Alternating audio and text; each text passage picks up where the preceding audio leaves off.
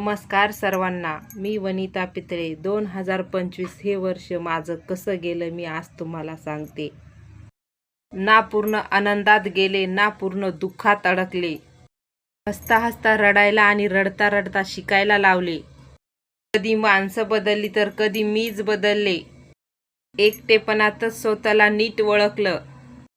काही क्षण सोन्यासारखे होते तर काही आठवणी जखमांसारख्या. पण सगळ्यांनी मिळून आपल्याला घडवलं थोडं वेगळंच. आज मागे वळून पाहताना ना राग उरला ना खंत. फक्त अनुभवाची शिदोरी आणि पुढची उद्याची आस. तर 2025 हे वर्ष माझ्या जीवनात अशा प्रकारे चालू होतं. तुमचं कसं चालू होतं हे कमेंटद्वारे नक्की कळवा. आणि आत्ता 2026 लागणार आहे, तर सगळ्यांची स्वप्न पूर्ण व्हावे अशी माझी इच्छा आणि नवीन वर्षाच्या सर्वांना खूप खूप शुभेच्छा.